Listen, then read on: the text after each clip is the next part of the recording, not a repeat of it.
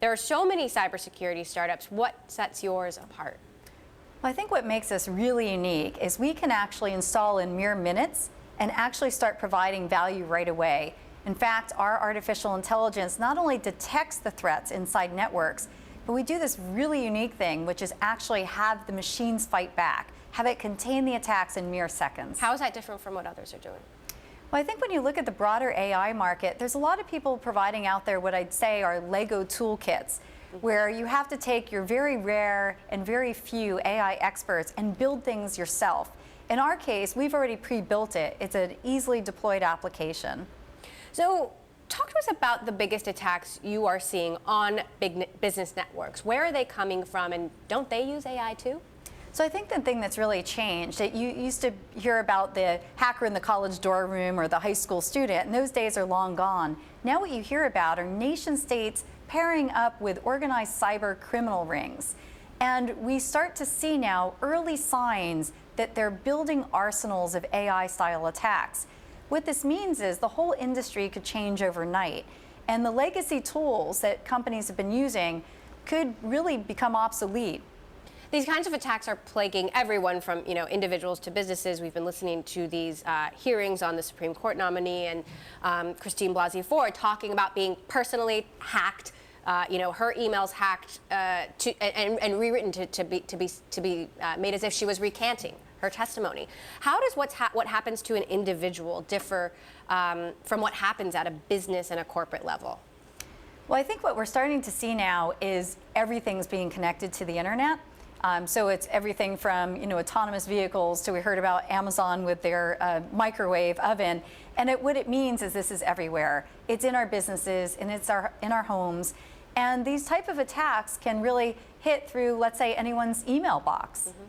So, why are they so hard to fight? I mean, what makes your ability to fight this any better than their ability to thwart systems like yours? Well, it's a great question, in that this is fast becoming a war of algorithms. So it's going to be machine learning against machine learning, AI against AI.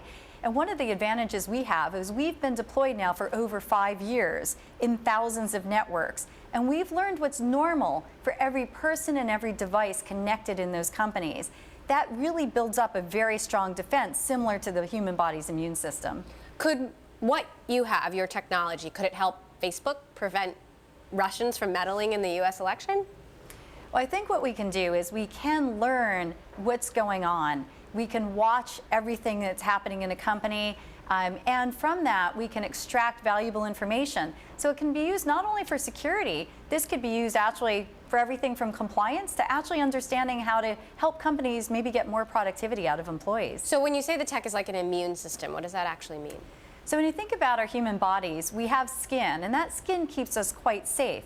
But occasionally, there's still a bacteria virus that gets inside.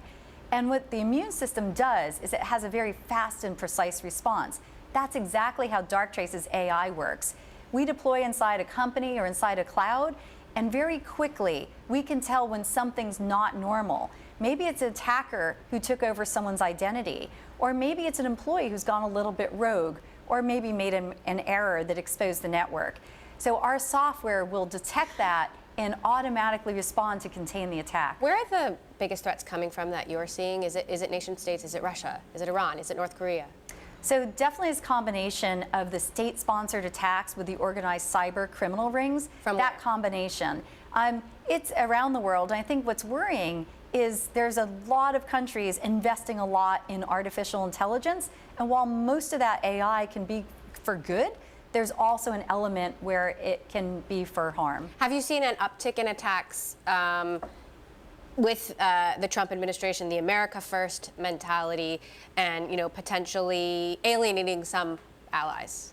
Well, I think we will start to see, for example, with an America First agenda where it's trying to bring manufacturing back to the United States, all of a sudden we start to see an uptick in maybe attacks on manufacturing plant floors. And some of those systems are older, they're proprietary, they've been around a long time. Those are harder to really guard against. So we're seeing the need to protect manufacturing plants, transit systems, water supply, things that maybe we haven't always thought about protecting. Have you seen increasing threats from China?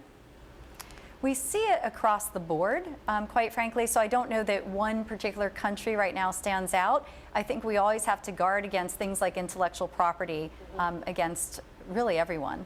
So so let's look at the next year. We've got an election, we've got a trade war. What do you expect to happen in terms of the kinds of attacks, the severity of attacks over the next 12 months? I think we will start to see them get more what we call low and slow, silent and stealthy. And what's hard about that, it makes it harder for human security teams to actually defend against those.